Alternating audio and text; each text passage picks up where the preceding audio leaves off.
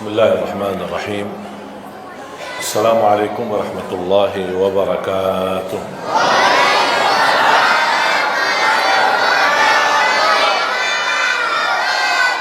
الحمد لله رب العالمين. أشهد أن لا إله إلا الله وحده لا شريك له ولي الصالحين، وأشهد أن سيدنا ونبينا محمدا عبده ورسوله الصادق الأمين. اللهم صل وسلم وبارك على سيدنا محمد وعلى آله وصحبه ومن تبعهم بإحسان إلى يوم الدين. سبحانك لا علم لنا إلا ما علمتنا إنك أنت العليم الحكيم. Para alim ulama, para kiai, para asatiz, para pembina Masjid Al-Huda dan juga pengurus dan seluruh keluarga besar DKM Masjid Al-Huda, semoga semua diberkahi Allah Subhanahu wa taala. Mohon maaf tidak disebutkan satu persatu, bapak-bapak, ibu-ibu, adik-adik, semua yang hadir, mudah-mudahan semua dimuliakan dan diberkahi Allah Subhanahu wa taala. Alhamdulillah, salah satu nikmat yang agung adalah nikmat umur. Tapi umur ini bisa merupakan jalan menuju surga, bisa juga nikmat itu kebalik menjadi bala menuju ke neraka. Kenapa kok bisa nikmat umur bisa juga kebalik menjadi nikmah bala? Tergantung isinya. Karena di hari kiamat Allah tidak akan tanya berapa usiamu, tetapi apa isi usiamu. Rasulullah sallallahu alaihi wasallam bersabda, "Ni'mal 'abdu salih man ta'ala 'umruhu wa hasuna 'amaluhu."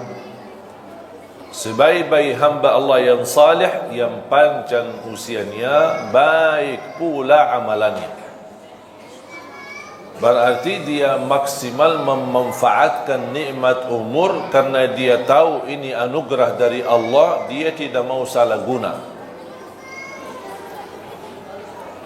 Satu hari lewat tidak bisa dikembalikan. Banyak hal yang kita rugikan tetapi masih bisa kita kembalikan. Saat kita sakit, kita berobat, insya-Allah kembali sehat. Kita rugi usaha, kita bisa bangkit dengan usaha lagi, berbisnis lagi, berdagang lagi. Bahkan dalam kehidupan rumah tangga, orang bisa menikah, gagal satu, gagal yang kedua kali, gagal yang ketiga kali. Bisa juga sukses di kawinan yang keempat kalinya. Kita tidak tahu. Tapi maksud saya bisa diatasi persoalannya. Bukan berarti misal kalau kita nikah kemudian gagal, bukan berarti habis kehidupan. Kita masih bisa berkesempatan masing-masing mencari jodoh baru. Barangkali ada yang istri berharap suami bertanggung jawab, mungkin suami yang pertama tidak bertanggung jawab, jodohnya sampai di sini, mereka pisah, bukan berarti kehidupannya sudah habis.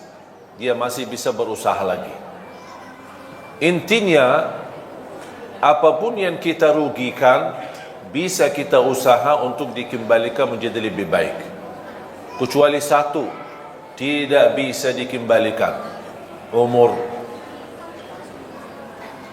Umur dan usia kalau sudah berlalu tidak bisa dikembalikan. 1 jam berlalu tidak bisa dikembalikan. Dan Islam mengajarkan kita tidak boleh memfikirkan masa lalunya, apalagi hal-hal yang buruk, membuat kita lama-kelamaan putus asa.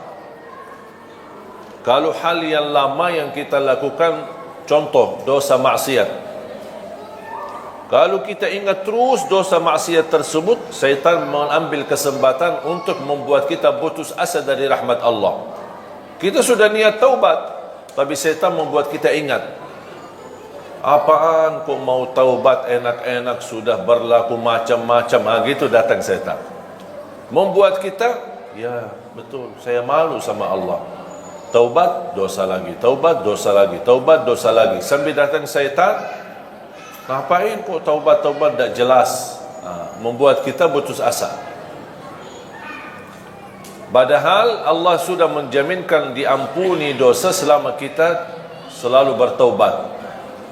Allah tidak bosan mengampuni dosa selama kita tidak bosan bertaubat. Seberapapun dosa kita pasti diampuni. Syaratnya taubat. Dosa lagi, ya taubat lagi. Dosa lagi, taubat lagi. Kalau syaitan berhasil menggoda kita untuk berlaku dosa, jangan membuat rahmat Allah tidak berhasil membuat kita taubat. Karena rahmat Allah sangat luas. Sampai Allah berfirman di hadis yang qudsi, "Ya ibna Adam, law balagha dhunubuka anana as-sama' thumma laqitani thumma astaghfartani laghafartu laka ala ma kana minka wala ubali."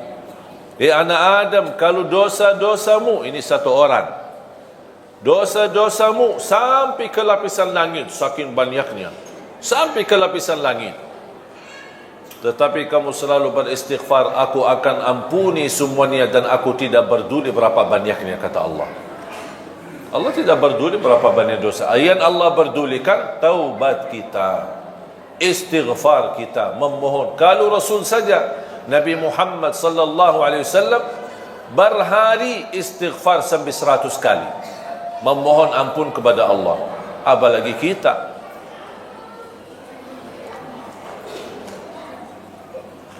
Hal-hal nikmat yang sudah berlalu, kita tidak boleh kita lupakan. Pasti kita ingat.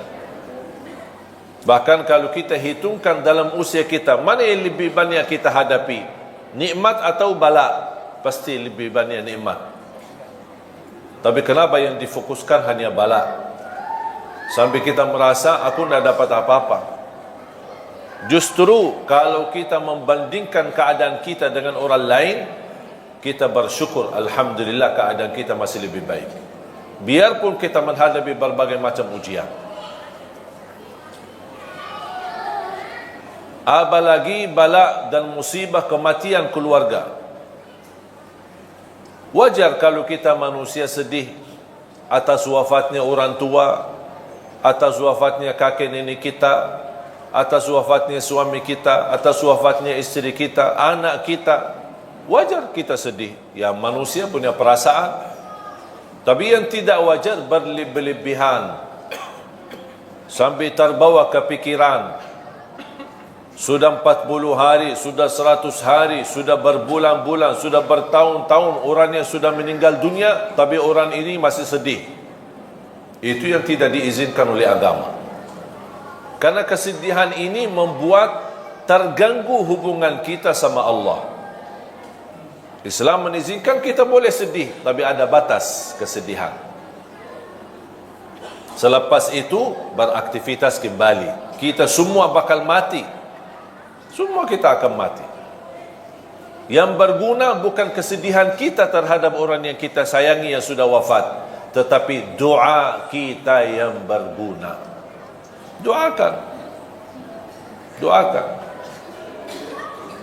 Saya pernah diundang acara takziah, tahlilan. Kemudian ada sambutan sebelum masuk ke acara inti. Ada sambutan A, sambutan B. Ini termasuk acara yang paling cepat. Sambutannya cuma sebentar dan satu orang. Baik, yang lain acara sambutannya panjang lebar. Sambil mungkin satu kampung sambutan, baru saya ceramah.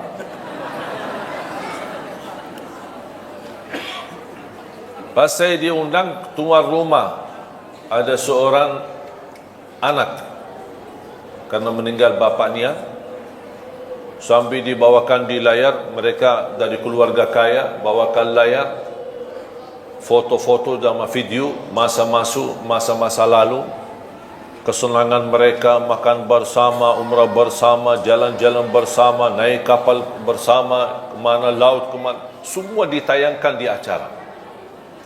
Sambil anaknya yang perempuan ini sambil cerita bagaimana ayahnya, bagaimana kasih sayangnya, sambil nangis.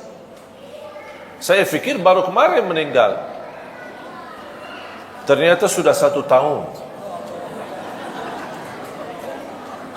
Dan segitu sedihnya, nangisnya. Itu yang namanya berlebih-lebihan. Bukan masalah acaranya, kesedihan itu tidak boleh, karena bisa menjadi tanda kita tidak menerima takdir Allah. Dan syaitan mengambil kesempatan masuk di situ. Coba, apa salah ayahmu sampai dicabut nyawanya, padahal ayah kamu kan baik? Begitu bisikan syaitan, membuat kita kefikiran. Padahal kita tahu kematian itu hakul yakin, semua bakal mati. Kalau ada yang boleh kekal, itu Nabi Muhammad sallallahu alaihi wasallam. Karena di saat sakaratul maut, Allah tawarkan melalui malaikatul maut, mau kekal di dunia atau mau ambil wafat? Pilih yang mana? Rasulullah SAW, karena sudah selesai tugasnya, sudah selesai dakwahnya, sudah sempurnakan agamanya, dia tidak mau milih hidup. Malah dia justru berkata, Ar-Rafiq al-A'la, Ar-Rafiq al-A'la, saya ingin bertemu Allah. Sudah buat apa lagi saya hidup di dunia ini? Makanya Rasulullah SAW bersabda, Man ahabba liqa' Allah, ahabba Allahu liqa'ah. Barang siapa yang mencintai bertemu Allah, Allah juga cinta dan sayang bertemu dengan kita. Tapi ada orang, na'udzubillah, pas menghadapi sakaratul maut, dia tidak mau bertemu Allah karena perilakunya. Makanya kita harus berbaik sangka, harus bersenang. Kapan tiba saatnya, kita tunjukkan perasaan kebahagiaan, kesenangan. Itu kematian bukan berarti kita akan menghadapi keburukan. Justru yang membuat kita senang menghadapi kematian, karena selepas kematian kita akan bertemu sama Allah. Bahagia enggak? Ya seharusnya bahagia. Kita disuruh bertemu sama orang terkenal, atau sama orang pejabat besar, atau sama orang presiden. Masa kita tidak senang? Sama Allah aja kita merasa takut. Segala sesuatu yang kita takuti, kita tidak berani menghadapi. Binatang, yang membahayakan apa, atau ada seorang preman yang mengganggu kita dan orang zalim, kita melewati jalannya aja kita tidak berani, takut. Segala sesuatu yang kita takuti pasti akan kita melarikan diri dari apa yang kita takuti. Kecuali satu, kalau kita semakin takut pasti akan semakin dekat. Siapa? Allah. Tak ada orang mukmin yang takut sama Allah tapi dia kabur. Mau kabur ke mana? Mau ke mana lari? Tak ada yang bisa tolong selain Allah. Makanya semakin kita takut, justru semakin kita cinta, semakin kita dekat sama Allah. Bukan takut dihukum, tapi kita merasa ada rasa takut karena belum mampu menyempurnakan hak Allah. Ini yang membuat kita semakin enak, semakin dekat, semakin senang, semakin suka beribadah, semakin suka berzikir. Karena hubungan kita sama Allah tidak boleh terlepas dari 3 hal. Rasa harap, rasa takut, dan di atas ini semua adalah rasa cinta. Jadi bukan yang membuat kita mau beribadah karena kita mengharapkan saja, tapi yang membuat kita terdorong beribadah karena saya cinta. Masalah harapan itu belakangan, tahap yang kedua. Yang membuat saya takut menjauh dari dosa dan maksiat, menjauh dari durhaka sama orang tua, menjauh dari hasud, menjauh dari dengki, menjauh dari sifat sombong dan dosa-dosa yang lain. Apa yang membuat? Bukan karena dilarang dan saya takut melanggar larangan Allah.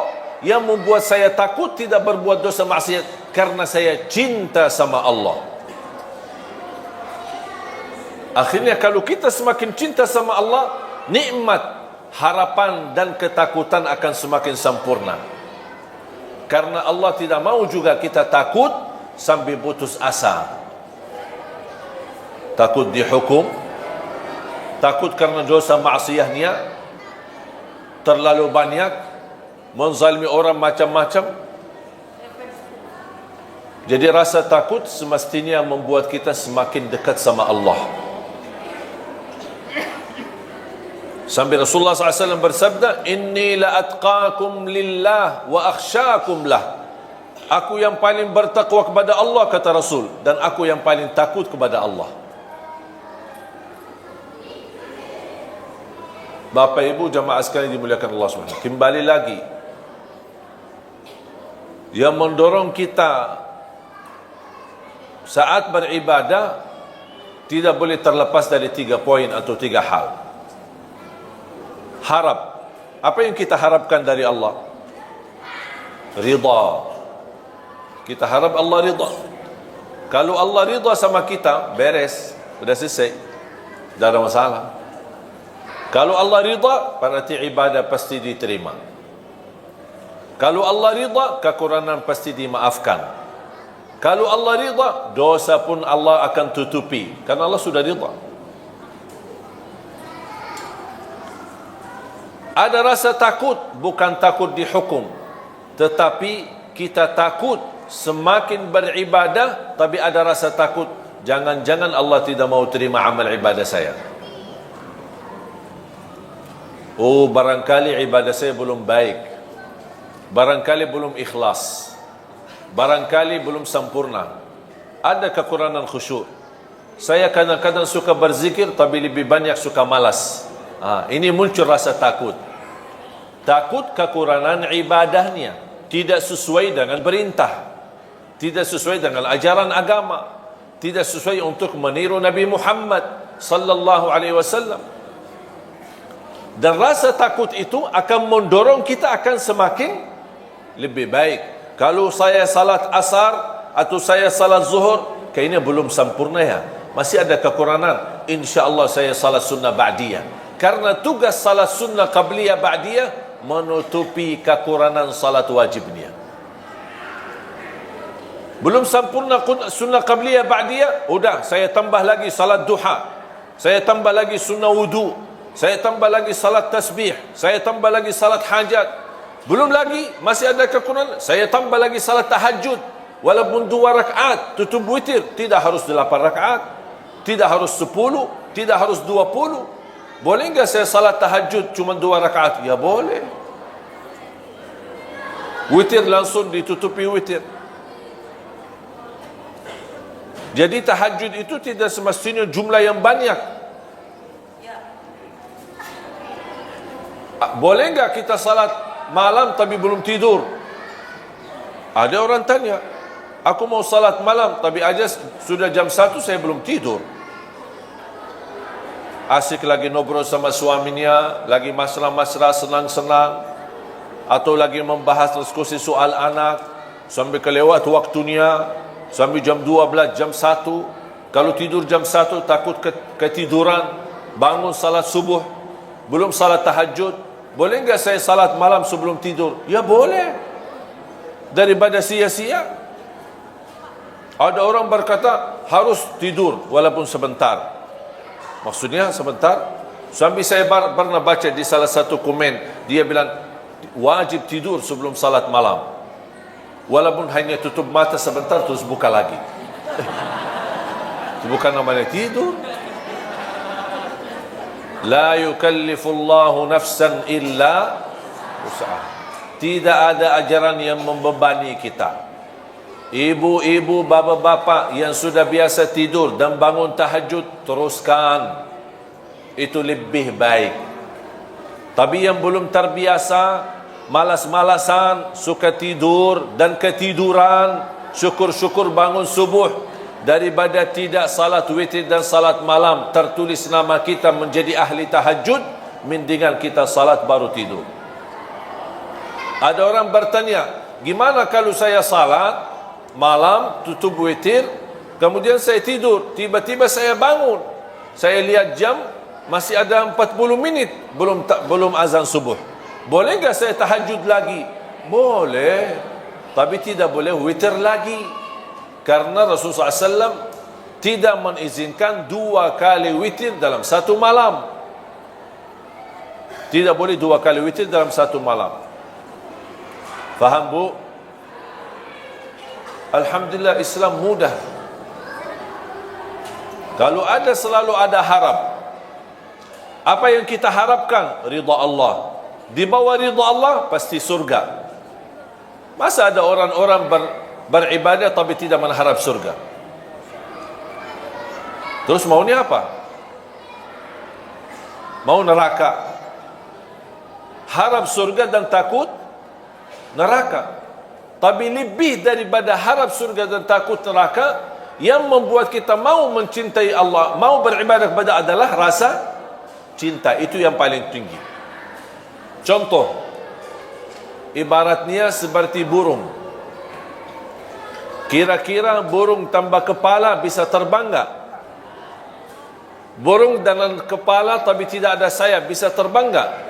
Itu orang mukmin. Kepala adalah cinta, 2 sayap harap dan takut. Harus 3-tiganya ada supaya hubungan kita sama Allah semakin baik. Bisa terbang.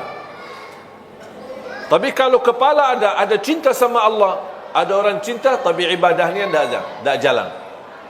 Tidak ada harap, tidak ada takut, tidak ada perasaan sama sekali. Tidak bisa jalan. Sampai ada orang berkata, aku tidak, kalau Allah takdirkan saya masuk neraka, ya tidak apa-apa, saya ikhlas kok. Masa begitu doanya? Ya Allah, saya kalau tidak diizinkan masuk surga, ya tidak apa-apa. Itu namanya orang beribadah tapi tidak ada harapan. Tidak mau harap ridha, tidak harap surga, tidak takut neraka, ya tidak apa-apa. Itu tidak bisa. Cinta ada, rasa harapan ada, dan juga takut ada. Takut amalan ibadahnya ditolak, takut tidak diterima, takut tidak sempurna, takut sia-sia. Iman ada yang amalannya sia-sia, ada. Sampai Allah ceritakan dalam Al-Quran, alladzina dhalla sa'yuhum fil hayatid dunya wa hum yahsabuna annahum yuhsinuna sun'a. Mereka yang merugi adalah yang datang di hari kiamat. Dia merasa dirinya telah berbuat banyak kebaikan, tapi kenyataannya di hari kiamat merugi semuanya karena mereka tidak ikhlas lillahi ta'ala. Sia-sia. Kalau orang mukmin, dia takut amalannya jadi sia-sia. Dia takut amalannya menjadi riya. Berarti ada sifat takut. Jadi kembali lagi ingat, seperti burung, kepalanya adalah cinta, rasa cinta. Dua sayap harapan dan takut sama Allah Subhanahu wa ta'ala. Sama seperti ada orang bekerja, apa yang diharapkan? Upah. Masa dia mau bekerja, ya terserah bos, kalau mau kasih gaji boleh, tidak mau kasih tidak apa-apa. Ada yang mau enggak gitu? Tidak ada yang mau.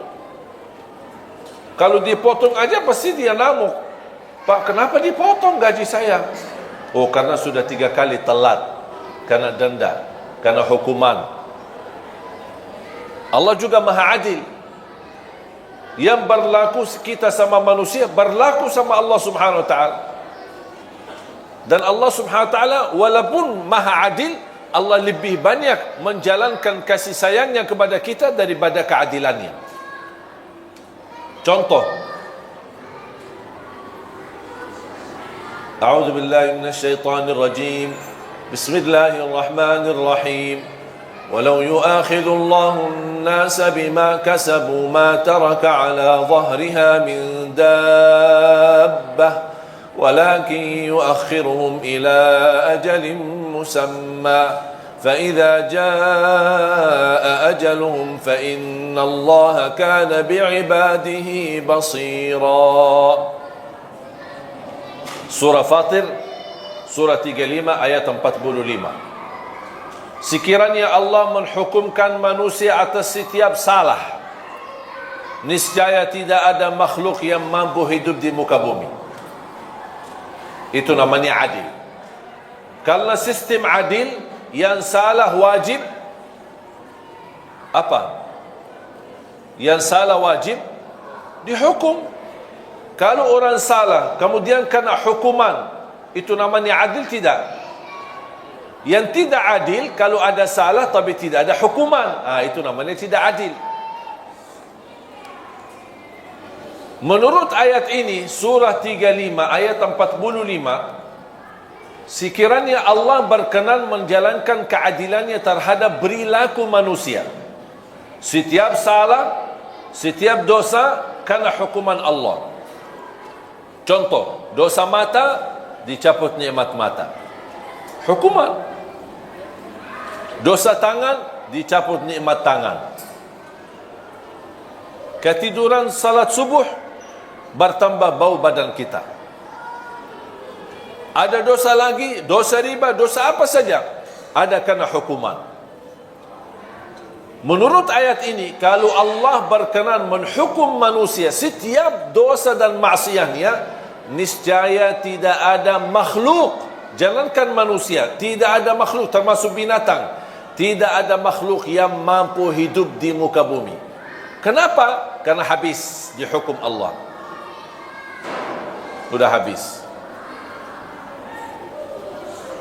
Tetapi Allah subhanahu wa ta'ala menunda sampai di hari pembalasan, tidak dihukum.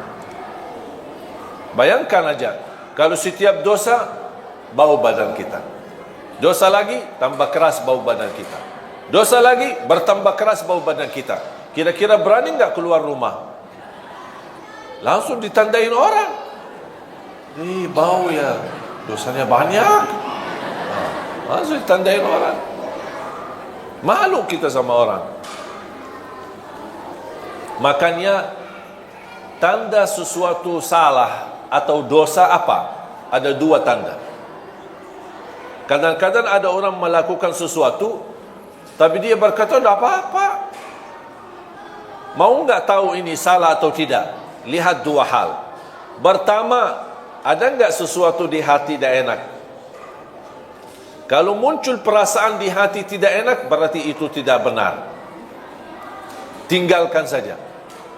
Jangan kesana kemari cari fatwa. Majlis ulama, kiai, ustaz. Kalau sudah muncul perasaan di hati tidak enak, jauhkan. Kalau bukan haram, berarti syubhat. Syubhat. Hati-hati dari syubhat. Islam mengajarkan hal-hal yang tidak jelas pun kita jauhi, apalagi kalau sudah jelas haram. Tanda yang kedua, kalau kita melakukan hal tersebut, kita malu dilihat orang. Faham bu? Saya ulang lagi. Tanda yang pertama, apa yang kita lakukan atau ada yang mau melakukan sesuatu, kalau muncul perasaan di hati tidak enak, berarti jangan dilakukan. Walaupun ada kiai, ustaz bilang boleh. Tanya diri, jangan tanya ustaz. Tanya hati. Kalau hatinya tidak enak, itu fitrah. Tidak mungkin Allah memberikan hati tidak enak kalau sesuatu yang boleh. Kalau sesuatu boleh dalam pandangan agama, pasti hati enak. Kalau sesuatu yang tidak boleh, walaupun kita belum faham karena masih bodoh agama, tapi muncul perasaan tidak enak, berarti sudah cukup menjadi tanda Anda jauhi. Cukup. Walaupun hal itu tidak haram 100% atau tidak jelas haramnya, kalau muncul perasaan tidak enak, itu tanda kalau tidak haram berarti syubhat. Syubhat artinya belum jelas. Islam menajarkan kalau belum jelas, mendingan tidak usah. Daripada salah. Tanda yang kedua, kalau kita lakukan muncul perasaan, kalau ayah saya tahu, malu. Berarti tidak benar itu. Kalau guru saya tahu, pasti marah. Berarti tidak benar. Berarti kalau ada tanda malu dilihat sama orang atau ditahu sama orang, berarti ketahuilah yang kita lakukan itu tidak benar, tidak baik. Sudah faham? Dan ini bukan kata saya, itu kata Rasulullah sallallahu alaihi wasallam. Wal ithmu ma haka fi nafsika wa karihta an yattali'a alaihi nas. Dosa dan keburukan adalah yang jengkel di hati, ada perasaan tidak enak, kayak rasa gatal, kefikiran, di mana ya, itu sudah Rasul kasih tahu. Berarti Rasul mengajarkan kita, tanya hatimu dulu, tanya hatimu dulu. Hati yang suci, hati yang fitrah, insyaAllah tidak mungkin terima kemungkaran, tidak mungkin terima kebatilan. Kecuali na'udzubillah kalau hatinya munafik, semuanya halal, bahkan yang haram jadi halal, boleh. Korupsi dia membolehkan, malah bagi uang korupsi untuk haji. Enak. Dia fikir Allah mau terima. Allah maha baik dan Allah tidak terima selain yang baik. Jangan mencuri orang, curi hartanya terus sedekah. Saya suka anak yatim, tapi diambil curian orang. Nah, Allah tidak bakal terima. Allah terima yang halal. Dari mana dan kemana? Makanya kita ingat, kembali kepada fitrah dan hati kita yang suci. Apapun yang jengkel di hati atau kita malu dilihat dan ditahu sama orang, berarti sudah menjadi tanda cukup buat kita tidak melakukan hal tersebut. Bapak Ibu jamaah sekalian dimuliakan Allah Subhanahu wa taala. Manfaatkan usiamu. Allah sendiri bersumpah dalam Al-Quran, wal 'asr innal insana lafi khusr illa alladhina amanu wa 'amilus salihat wa tawasaw bil haqq wa tawasaw bis sabr. Demi masa, demi waktu, apapun di dalam Al-Quran, kalau Allah berani bersumpah, itu berarti tanda sesuatu kemuliaan di belakang sumpah itu. Ada sesuatu kemuliaan di belakang sumpahan Allah Subhanahu wa taala. Allah ingin menyampaikan kepada kita, demi masa, demi waktu, berarti waktu dan masa itu berharga bagi Allah Subhanahu wa taala. Allah boleh bersumpah dengan apa saja, tapi kita manusia tidak diizinkan bersumpah kepada selain nama Allah. Demi Allah, wallahi, lillahi. Tapi kalau Allah bersumpah banyak, wasyamsi waduhaha, wal qamari idza talaha, wadduha, wattini wazzaitun, wal fajr, was samai wat tariq, was samai dzatil buruj. Ini semua namanya sumpah. Dan Allah berhak bersumpah dengan apa saja, termasuk wal asr. Allah bersumpah dengan demi masa, demi waktu. Gara-gara waktu dan masa, banyak manusia bakal merugi, kata Allah. Kenapa merugi? Karena dia tidak memanfaatkan waktu itu. Termasuk waktu adalah umur. Makanya sebaik-baik hamba, yang panjang usianya baik pula amalannya. Sebaliknya seburuk-buruk hamba, yang panjang usianya tapi buruk amalannya.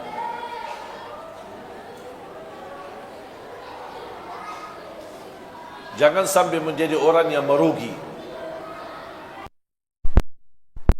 Masih diberikan apa lagi nikmat sehat. Manfaatkan nikmat sehatmu sebelum kesakitanmu. Jangan kita hanya kenal Allah pas saat sakit. Sudah sakit, tidak akan maksimal. Dulu masih sehat, tapi tidak salat. Pas begitu sakit, tidak bisa berdiri, terpaksa salat duduk. Makanya di dalam keadaan duduk, pasti pahalanya tidak sempurna. Siapa yang diberikan kesempurnaan pahala ketika dia sakit? Kalau dia di masa sehat, tetap masih beribadah. Ketika dia sakit, Allah tidak akan menurani kesempurnaan pahalanya. Karena dia di masa sehat, tetap jaga ibadah. Beda sama yang dikurangi pahalanya Di masa sihat dia tidak beribadah, pasti masa sakit dia ingat sama Allah. Allah tidak akan sempurnakan pahalanya. Makanya Rasulullah SAW mengingatkan, manfaatkan usia kuatmu di saat kuat, masih muda, sebelum kelemahanmu di saat lemah, sudah tidak kuat. Manfaatkan usia mudamu sebelum usia tuamu. Manfaatkan kekayaanmu sebelum kemiskinanmu. Manfaatkan usia kesihatanmu sebelum kesakitanmu. Manfaatkan kehidupanmu sebelum menghadapi kematianmu. Ini Rasul mengajarkan, manfaatkan. Pasti orang yang lagi sihat beda sama orang yang sakit.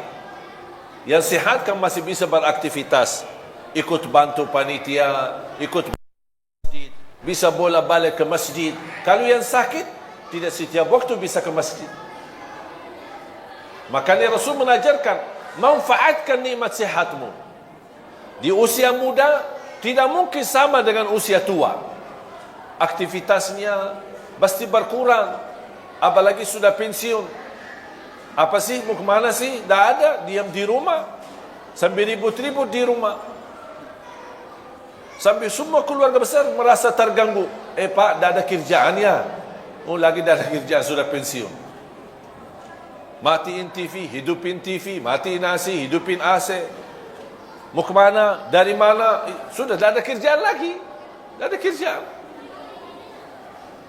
Beda sama orang yang ada kesibukan dalam kebaikan. Saat kita ada harta, jangan lupa kita sisahkan rezeki buat nafkah, infak, sedekah, kebaikan. Kenapa? Karena bisa nanti satu saat kita miskin, tidak berkesempatan. Makanya Islam mengajarkan, di saat masih ada, manfaatkan di ketika ada untuk di jalan Allah Subhanahu wa taala. Supaya Allah ganti. Kalau tidak dapat diganti di dunia, dijamin akan diganti berlipat ganda di akhirat, sampai 700 kali lipat. Dan selalu saya berkata, isilah tabungan rekening akhirat sebelum tabungan rekening dunia. Kalau tabungan rekening dunia yang kita fokuskan untuk isi, besok kita meninggal, kita yang isi, kita yang capek kumpulkan, tapi dimanfaatkan orang lain. Ahli waris. Syukur-syukur kalau ahli waris salih-salihah, kalau tidak ribut-ribut. Tapi kalau kita isi tabungan akhirat, siapa yang bermanfaat bukan buat ahli waris, tapi manfaatnya buat diri kita. Makanya kata ulama, rizki yang sesungguhnya bukan yang kita simpan, bukan yang kita wariskan kepada ahli waris, tapi rizki yang adalah yang milik kita, yang kita akan bakal ketemu adalah yang kita buatkan di jalan Allah. Yang kita keluarkan di jalan Allah berarti ini buat diri kita, bukan buat siapa-siapa. Sedekah subuh disertai doa. Walaupun ibu-ibu lagi halangan tidak salat, boleh enggak kita tetap jalani sedekah di waktu subuh? Tetap masih boleh. Isi sedekah disertai doa. Contoh, ya Allah, aku mohon dengan berkah sedekah ini, sembuhkan kedua orang tua. Kalau orang tua lagi sakit, orang tua sudah tidak ada, ya Allah, aku mohon dengan berkah sedekah ini, titipkan pahalanya untuk kedua orang tua. Yang sudah lama menikah, belum punya keturunan, ya Allah, aku mohon dengan berkah sedekah ini, mudahkan keturunan dan dahsyat dan kekuatan sedekah subuh. Yang sudah punya keturunan, ya Allah, aku mohon dengan berkah sedekah ini, berilah kepada keturunan kami menjadi penghafal Al-Quran. Lagi melamar kerjaan di mana-mana, kita isi sedekah subuh. Ya Allah, aku mohon berikan kemudahan lamaran kerja bisa diterima. Ya Allah, dengan berkah sedekah ini, mudahkan rizki yang bisa membawa saya ke tanah suci haji dan umrah. Itu namanya sedekah disertai doa. Tapi tolong Bapak Ibu disesuaikan sedekahnya. Jangan sedekahnya koin tapi doanya sampai terbit matahari. Malu sama Allah. Kata malaikat, sedekahnya koin-koin, teng. Tapi kok doanya dah habis-habis. Kalau saya usulkan, 1 kali sedekah, fokus 1 hajat. Begitu tuntas hajatnya, nanti lanjut lagi sedekah untuk hajat yang lain. Wallahi bapa ibu, sedekah subuh dahsyat manfaatnya. Mulai hari ini, ibu, bapa, adik-adik, teman-teman semua sekalian, mulai hari ini masing-masing punya kotak amal sendiri. Suami 1, isteri 1, anak-anak 1 masing-masing. Termasuk anak-anak kita, supaya diajarkan dari kecil. Anak bayi kita, ibu yang masukin sedekahnya atas nama si bayi itu. Supaya mereka tertanam dari kecil cinta sedekah, cinta memberi. Karena ini sifat-sifat para nabi, para awliya, para salihin, memberi.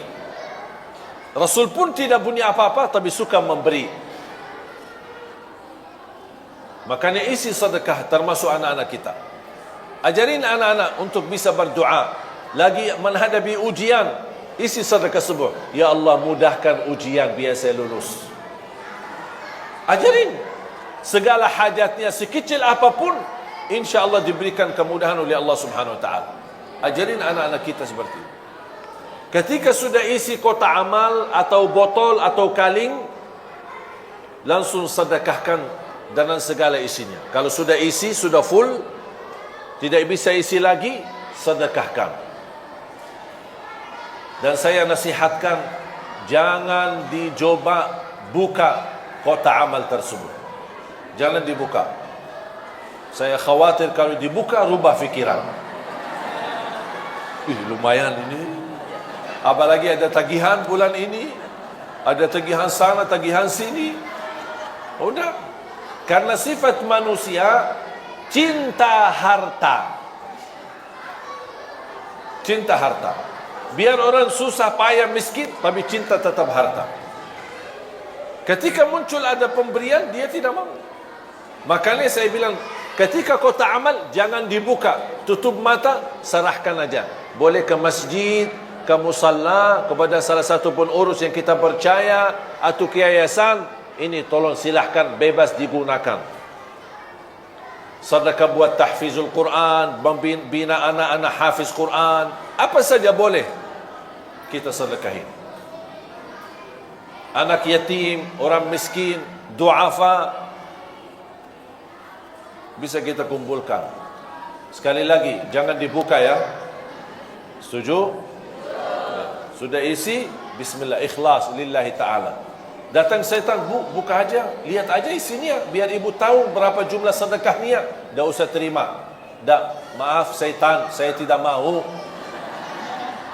Saya tidak mau tahu. Saya lillahi ta'ala, sekecil apapun, seikhlas apapun, sebanyak apapun, lillahi ta'ala.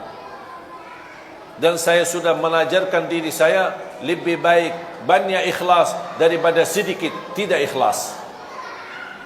Setuju? Apaan setuju? Banyak ikhlas daripada biasanya apa? Oh, sedikit ikhlas daripada banyak. Oh, itu 2018. Sekarang 2019. Kita masih semua berubah. Semua kata-kata yang dulu kita ganti. Ganti semuanya. Lebih baik banyak ikhlas daripada sedikit tidak ikhlas. Ini selalu kita niatkan. InsyaAllah akan Allah hantarkan rezeki lebih daripada kecukupan, yang bisa berguna buat diri kita, berguna juga buat umat. Yang terakhir, saya ingatkan ada satu hal yang sangat penting. Ya, silakan Pak Guru.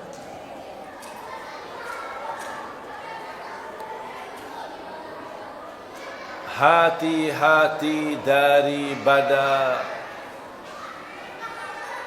dosa jariah.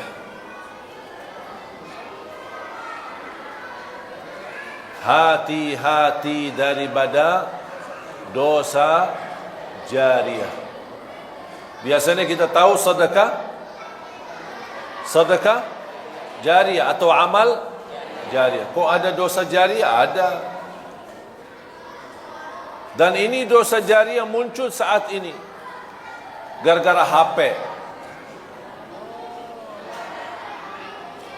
Kalau sudah terlanjur kita melihat di isi HP kita atau grup-grup yang menerimkan macam-macam yang baik maupun buruk, atau isinya dosa, atau filem-filem yang tidak baik, sudah terlanjur kita melihatnya, itu sudah dosa buat diri sendiri. Tetapi hati-hati, jangan di-share. Jangan di-share. Rasanya gampang, tinggal masukin ke grup sebelah. Terima dari grup A, dimasukin ke grup B. Tapi kalau sudah masuk ke grup B, akan disebarkan kemana-mana. Itulah yang akan kita bawa dosanya sampai hari kiamat. Kita mati, tapi buku amal belum tertutup, karena ada isi dosa-dosa terus. Yang kita harap, buku amal terbuka, supaya kebaikan yang terisi. Sedekah jariah kita, amal jariah kita, bukan dosa. Hati-hati jemaah sekalian. Kalau anda merasa malu menegur kemungkaran, ada orang kirimkan satu video atau satu rekaman atau satu tulisan, tapi kita malu menegur karena itu mungkar, dosa, tapi kita merasa malu. Kalau saya tegur, nanti aku baru belajar 2 hari ku jadi ustaz. Langsung diolah-olah sama orang. Kalau kita malu menegur mereka, mengingkari kemungkaran, sudah terlanjur kita lihat, jangan di-share ke orang lain. Walaupun itu satu orang. Bayangkan kalau satu orang ke satu orang ke satu orang, dari grup ke grup ke grup, bisa melibatkan banyak. Bisa jutaan orang dalam usia, bahkan dalam habis kematian kita. Itulah yang akan kita tanggung dosanya sampai hari kiamat. Na'udzubillah. Makanya hati-hati. Dan ini bukan kata saya, tapi kata Rasulullah sallallahu alaihi wasallam, "Man sanna fil Islami sunnatan hasanah, falahu ajruha wa ajru man amila biha ila yaumil qiyamah." Barang siapa yang menghidupkan sesuatu kebaikan atau share sesuatu kebaikan, dia akan mendapatkan pahalanya, dan semua yang mengamalkan kebaikan tersebut, dia akan sama juga mengikut dapat pahalanya sampai hari kiamat. Dan barang siapa yang menghidupkan keburukan atau menyebarkan keburukan sampai dia mati, akan keburukan itu masih jalan, akan dia dapat dosanya sampai hari kiamat. Na'udzubillah min zalik. Hati-hati. Makanya HP ini alat mubah. Bisa jadi halal, bisa jadi haram. Tapi dia alat mubah. Maksudnya apa mubah? Tidak ada pahala, tidak ada dosa. Itu mubah. TV, mubah atau haram? Mubah, alat. Semua alat itu namanya mubah. Mic, alat. Semua itu namanya alat. Tergantung gunanya. Salah guna, dosa. Digunakan dengan baik, pahala. Contoh, HP kita. Assalamualaikum, apa kabar ayah, apa kabar ibu, saya kangen sama kampung, saya belum bisa pulang karena lagi sibuk kerjaan. Itu namanya apa? Silaturrahim. Liwat apa? Liwat alat mubah, Allah berikan pahalanya. Ada orang telefon, caci maki orang, gibah, fitnah, sebarkan fitnah. Tahu enggak ini berita di Salabriti, salah satu ustaz katanya karena ini macam-macam, dia menipu jamaahnya, ini begitu. Sebarkan fitnah. Walaupun itu berita benar, itu termasuk menyebarkan fitnah. Apalagi kalau berita itu tidak benar. Kalau berita benar, tidak boleh kita share, menyebarkan fitnah. Apalagi kalau berita itu hoax, tidak benar. Hati-hati jamaah sekalian. Sekarang semua serba, terima video, apapun isinya langsung di-share. Bahkan ada satu orang saya pernah perhatikan, dia terima, dia belum lihat, langsung copy share. Saya bilang, kamu sudah lihat enggak? Belum. Terus kenapa kamu tidak lihat? Belum sempat. Oh, sempat share aja. Tapi kan barangkali ada isinya tidak baik. Oh ya, gitu ya. Jangan terlalu gampang. HP ini bahaya. Daripada menjadi kebaikan menuju ridha Allah dan surga, menjadi jembatan menuju surga, jalan-jalan menjadi hambatan untuk menuju surga. Sekarang di mana-mana di masjid-masjid sudah ada gambar, tulisan, mohon jamaah yang membawa HP, mohon nonaktifkan. Betul kan? Kalau ada orang buta huruf dah bisa baca, ada gambar HP X, supaya bapa ini lihat. Oh, barangkali bapa itu buta, tak bisa lihat, buta. Imam, stau, i'tadilu, luruskan saf, rapatkan saf, mohon jamaah yang membawa HP nonaktifkan. Betul kan? Tulisan ada, gambar ada, imam pun mengumumkan. Allah, masih bunyi, masih bunyi. Terus maunya apa? Setiap orang masuk masjid diberikan surat masing-masing, tanda tangan berjanjian untuk masuk ke masjid ini, mohon nonaktifkan. Biar datang-datang baru silahkan masuk. Maunya seperti itu. Yang lebih parah lagi, kalau anggaplah manusia, mohon maaf, Ustaz, jangan berlebih-lebihan. Kadang kita kan manusia, suka lupa. Kadang-kadang walaupun imam sudah mengumumkan, tapi kadang-kadang kefikiran, tidak sadar, saya lagi menghadapi masalah. Ya, saya maafkan. Kita lupa, kefikiran, apapun alasannya. Sudah terlanjur, Allahu Akbar, sudah terlanjur mulai salatnya, lupa nonaktifkan HP-nya atau diselang. Kemudian kita pas begitu salat, ada bunyi HP kita. Kenapa tidak gerakkan tangannya untuk dimatikan HP-nya? Saya pernah salat di salah satu masjid tarawih. Ada sebelah saya orang, imamnya lagi nikmat bacaannya, enak, terharu sekali bacaannya. Di sebelah saya ada orang bunyi HP-nya, lagu India lagi.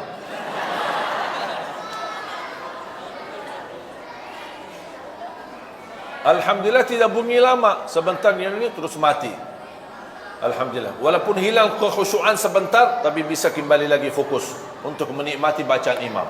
Bunyi lagi HP-nya, tapi lama sekali. Dan orang yang di sebelah saya diam begini. Kayaknya khusyuk. Itu bukan khusyuk, pura-pura khusyuk. Mati. Pas yang ketiga kali, karena imam itu di salah satu masjid bacaannya panjang, lebih dari satu halaman, satu rakaat.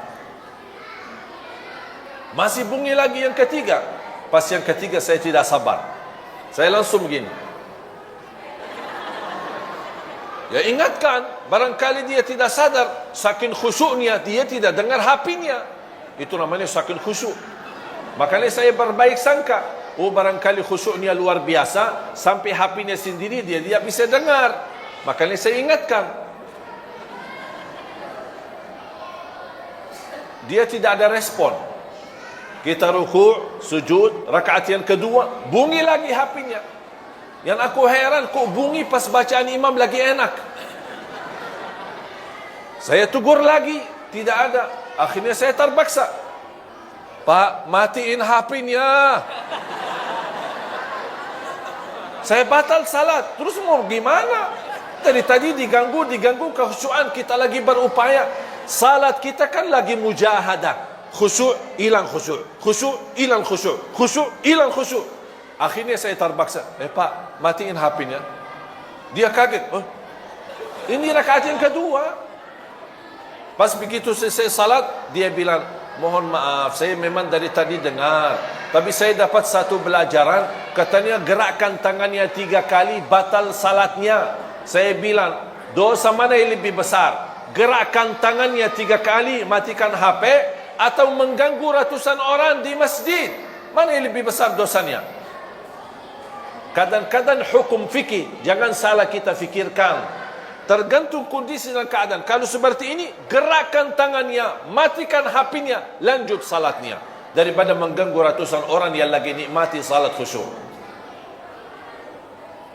Karena orang salah memahami persoalan fikih, tapi akhirnya dia membawa dosa yang lebih besar gara-gara masalah fikih yang kecil. Oleh kerana itu jamaah sekalian, nikmati usiamu.